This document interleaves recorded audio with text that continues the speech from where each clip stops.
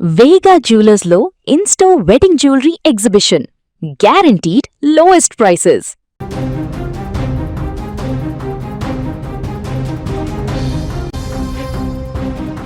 సంగారెడ్డిలో RTC bus ticket inspector పైన దాడి కలకలం రేపుతోంది. లంచం అడిగిన అధికారిని కండక్టర్ చెప్పుతో కొట్టినటువంటి ఘటన ఇప్పుడు సంచలనంగా మారింది. హైదరాబాద్ నుంచి నారాయణఖేడ్ వెళ్తున్నటువంటి ఆర్టీసీ బస్సును రాయ్కోడ్ దగ్గర చెకింగ్ కోసం చెకింగ్ ఇన్స్పెక్టర్ టీం ఆపారు.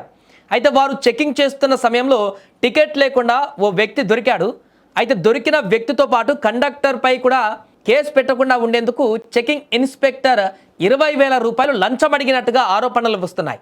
దీంతో ఆగ్రహానికి లోనైనటువంటి కండక్టర్తో పాటు తోటి ప్రయాణికులు చితక్కొట్టినటువంటి దృశ్యాలు వైరల్గా మారాయి. అసలు ఆ బస్సులో ఏం జరిగింది? చెకింగ్ ఇన్స్పెక్టర్ నిజంగానే లంచం అడిగాడా? దానికి కండక్టర్ అదేవిధంగా మిగతా వారు ఇంత దారుణంగా రియాక్ట్ కావడానికి గల కారణాలేంటి? అసలు ఈ ఘటనలో ఏం జరిగింది అనేటువంటి విషయం మాత్రం ఇంకా క్లారిటీ రావట్లేదు. బట్ ఒకవేళ కనుక తను ఈ రకంగా లంచం డిమాండ్ చేసినట్లు ఉన్నట్లయితే ఖచ్చితంగా వీరు చేసిన పని కరెక్టే అంటూ కూడా చాలామంది నెటిజన్స్ అక్కడ చెప్తున్నారు, స్థానికులు కూడా చెప్తున్నారు. వారు టికెట్ లేదనేటువంటి విషయం ఉందా లేదనే విషయం పక్కన పెడితే, లేకుంటే దానికి సంబంధించినటువంటి చర్యలు వేరే రకంగా ఉంటాయి. ఆర్టీసీ వారికి రిపోర్ట్ చేయొచ్చు. రిపోర్ట్ చేసిన తర్వాత టికెట్ లేకుండా ప్రయాణం కొనసాగిస్తున్నారు కాబట్టి వారికి డిమెరిట్ పాయింట్స్ ఉంటాయి.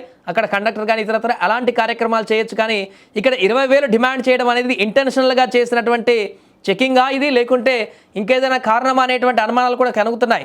అందుకే ప్రస్తుతం ఈ ఘటన వైరల్ అయింది. ఒకసారి ఆ విజువల్స్ కూడా మనం చూసేటువంటి ప్రయత్నం చేద్దాం. అక్కడ వారు మాట్లాడినటువంటి అంశాల్లో కూడా ఏమైనా విషయాలు బయటకు వస్తాయో కూడా మనం చూసేటువంటి ప్రయత్నం చేద్దాం.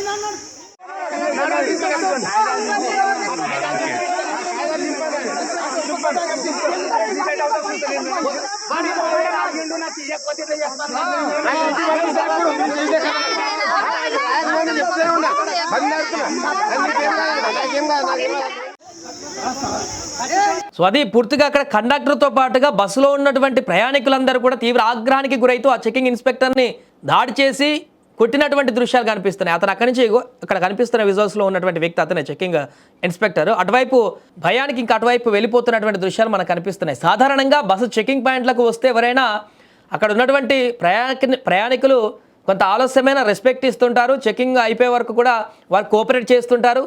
కండక్టర్స్ కూడా క్షుణ్ణంగా అక్కడ వచ్చి అన్ని వివరాలని ఇచ్చేటువంటి అవకాశం ఉంటుంది. ఎక్కడెక్కడో అదే జరుగుతుంది. కానీ ఇక్కడ అతను లంచం అడగడమే కాకుండా ఇంకేమైనా జరిగిందా? ఇంత భారీ స్థాయిలో దాడికి పాల్పడడానికి గల కారణాలు ఏంటి?